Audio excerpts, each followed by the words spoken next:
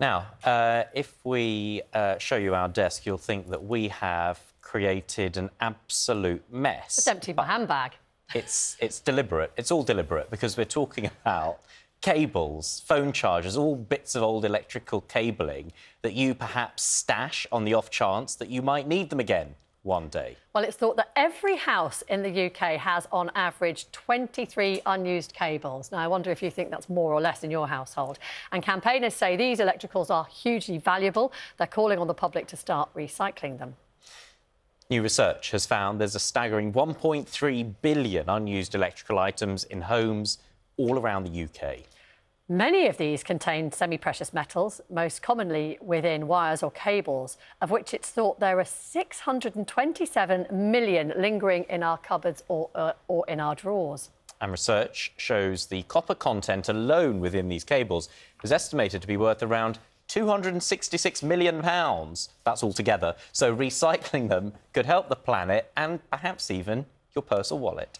Well, here to tell us more is Scott Butler, who's the Executive Director of Material Focus. They're a group which has been campaigning on the issue. Hello, Scott. Hello, nice good morning. I think people will be delighted to hear this because they've got drawers or boxes full of this junk and not knowing what to do with it. But it can actually be reused in some way. So what's the best way to go about it? And tell us a bit about some of the typical things people will have lingering in their houses. Yeah, in an ever-divided world, this is one of the things that sort of unites us, that we've all got this drawer of doom, this bag, this box of random electricals, remote controls for DVD players that are long gone.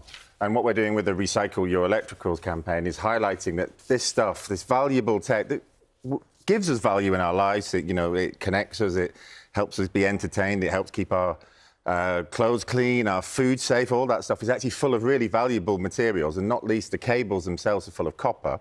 And that copper is really, really important for the green tech future that we're aiming for. So wind power, solar power. And the work that we did with the Royal Society of Chemistry and Bloomberg Intelligence is that there's an impending copper crunch, in that the demand for copper, as every nation is trying to decarbonise, is increasing.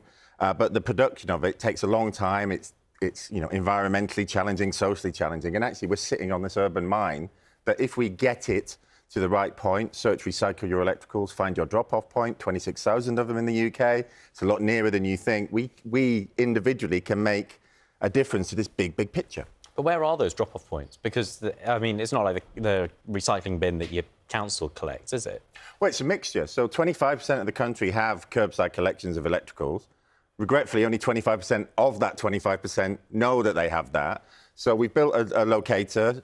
You go to our website, Recycle Your Electricals, you'll meet our Hypnocat, and you'll love to meet him, and he will help you find your nearest drop-off point. It can be a retailer, it can be a public bring bank, a big bank on the street, your local recycling centre, or even public libraries and things like that. So we're dotting them around everywhere, basically. Now, I do take my old wires down to our local recycling centre, but I chuck them in this enormous container. And I think to myself, is someone really going to dig through that and find the tiny little connector wire and usefully pull something out of that? It feels like that in itself is energy intensive. Oh, anything with a plug, battery and cable can and should always be recycled, should never be binned.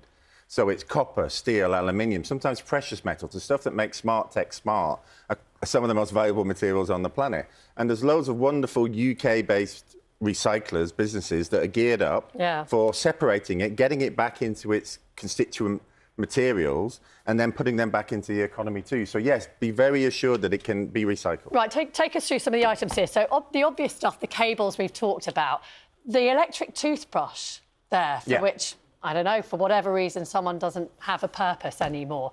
Chuck that into the recycling as well? Yeah, never bin it. So particularly never bin anything with a battery. So you've got an electric toothbrush. You've also got the bête noire of the day. I was very interested in the vape there. So we know that they are now getting better at recycling vapes, but it's difficult to find vape recycling points, and that does not go in the general electrical bin. No, but the specialist vapes, so we've been doing a lot of research on that. The numbers came from us, and we're putting a lot of pressure on the vape industry. And also remember, the vape industry is high street. It's not niche vapors. You can buy vapes everywhere. So they should be offering take back. It's a legal requirement. They've not been doing enough of that. Anything with a battery should never, ever, nothing should go in a bin, really, but a battery can be very dangerous if it's in the wrong place. Do you think it might incentivise people to recycle more if they got something in return for it? I mean, if the metal's worth something, how much could someone feasibly get if that were to be Yeah, in your normal cable, it's pence. So the ability to do that. But producer legislation is there to cover the costs of the recycling. And some high street retailers, a major electrical retailer offers a discount voucher where if you bring back something, you can get some money off a new purchase. And we're starting to see talks around that. Something like a vape, for example, could be a good example of where you could have what they call a deposit return system to encourage that. But it's that broader, bigger picture as well, is that you know, we value this stuff. It gives us a good experience when we're using it, but our bit for the planet is also getting it into the recycling system so that it can get recovered. I have a very quick question. How long, if a cable is left in your drawer, should it be left there for before you can feel confident you're never going to need it? 6 months? A year? I think probably a year. I mean, you know, you know that you're not using it if it's sitting there. Scott, thank you so much. Nice to see you. How long should you leave it? How long's a cable, I suppose? Yeah, there we go.